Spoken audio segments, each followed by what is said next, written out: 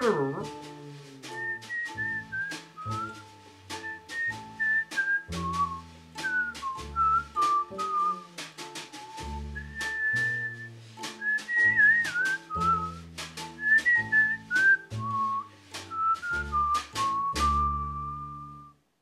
wasn't the best. I left school, I wasn't about the most academic person because I missed so many classes.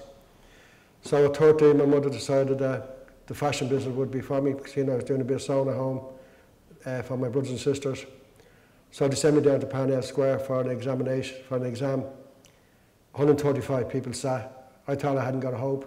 There was only 34 places and I was 34th. So the rest of them must be really stupid. So I started in there under a chap called Pender, and you were guaranteed a job then, out of that. So I had 2 years of, which was tailoring, PT, English and Irish. You were guaranteed a job, so after 2 years, they sent me for an interview over to J. & Clark, South William Street. So I arrived here, nervous, come up the stairs. Richard Clark came down and asked me what I had in my portfolio. He said, do I know Ron? I said, no. I know most of it, but he asked the next one, did he know Ron? He said, yeah. And he opened up and asked him a question, and he got it wrong. He said, I'll take Paddy. He was honest. I started the first day, second day, third day. I went home, and my father said, how are you getting on? I said, rubbish. So what are you doing? I said, I'm sweeping floors. So he said, you know, actually, he said, you don't get paid well for sweeping floors. We said, do a good job and ask what's next. So I did a good job on the floors, finished within 10, 20 minutes, back up, what's next? Did a good job there, what's next?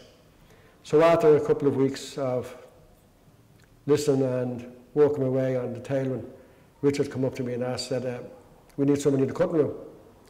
So he asked me would I come up to the cutting room, and he said, do you know about grading? I said, I know about it, but I don't know which way you do it here, that you have to show me your system. So they showed me the system. So I started off as a linen cutter, canvas cutter, then I was on the fabric. So I spent 7 years or so cutting their fabric. Then a position, a chap called Ray Morgan, who was pattern cutter. And I used to work with him and fill in a bit. And he left to go to Vards, and Richard asked me would I do the job, would I like to take on the pattern cutting? I said I would.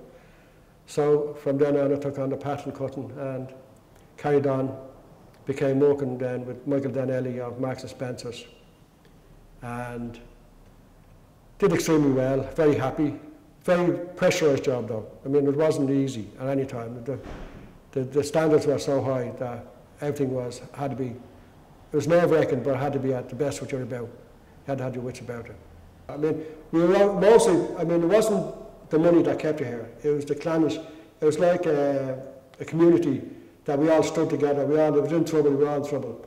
I mean, in 1961, my brother was killed, and the factory, most of the factory and the boss, Richard, came to the funeral, you know, and they all, I mean, he actually felt part of a family, community, as we all were. We were all very interrelated, when we were in trouble, we were all in trouble.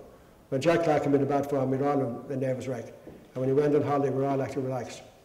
It wasn't, the rules and regulations weren't as strict as they are now. I mean, considering that when I come to work in the morning, there'd be a fella, a caretaker, and he would have the two fires. There'd be two ranges in the middle of the floor, and he would light them, and that was the central heating. And when you come in here, you freeze, your hands would be cold. This room behind me was one of my first experience of the cutting room. This was the lining room, and the lining room and the canvas room cutting was done in this room. 2 rooms, the room further on back was the main cutting room, which was designed by Goff, famous cutting room it was. And this room was double showroom, and the models would come here for customers or clients would ask to see the range, and they'd bring in the model, Bracer Shaughnessy or Suzanne McDougall. They'd come here, walk up to the 2 rooms, up and down, parade, try on all the garments. Grace Shaughnessy used to come in, she used to embarrass me. She used to take her clothes off and I wouldn't know which way to look.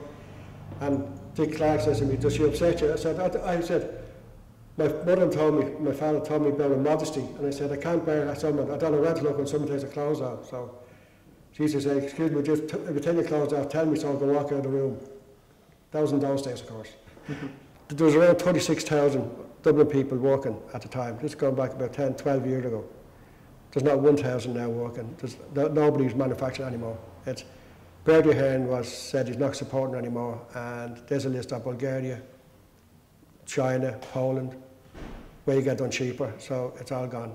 And even those who had design teams have lost them now. The likes of Libra and Michael H are not designing anymore, they're all just going straight, which is sad. I mean, this was an unbelievable hive. I mean, there's around 130, 140 people employed in this fashion here. And unfortunately, they all were, in 1972, were let go, because just due to the recession that was going on. It's like saying goodbye to relations and sisters or brothers that you're nervous of what's coming next week or the week after. You don't know about financial situation, you don't know about a job. You're also losing friends after 17 years of being friends with each other. A lot of hugging and kissing and crying from the girls and hugging and kissing from the fellas, because you all fancy the girls probably. But it was sad. We went off the Grogans and we said our goodbyes and turned our backs and walked away, as that was the end of it. The end of our lives, basically, we thought it was. And then till we found a new niche in life, which does come. Like the recession at the moment, it will come, it will change, it will blossom again. Was it tense towards the end? No, it's more relief. It's when you know actually for 2 months this place is closing down, and the garments had to be finished, and all the garments were finished, which is a good thing to say, that the relationship we had. But the people actually honoured the commitment and finished the garments. When we heard that the place was closing down, there's around 700 garments still to be finished, and they all went through to the end and were finished off, and we left it with a good note, not a sour taste. Well, the whole place actually, as a picture, you see it as a shell, but I can still see people. I can see the ghost of the trade, I can see the carpet, I can see the chandelier that's not missing now. I can hear the voices, so it's like a monologue, playing a tape recorder back again to walk in, and it was a pleasure actually to see it, because I had written it in my mind and buried it somewhere. One of sadness, one of rejection, because I was young at the time and I thought I was going to go places here, but unfortunately it's cut off in my early career. But still actually nice to go back and see the ghosts and know that I've come through without any scales or worries.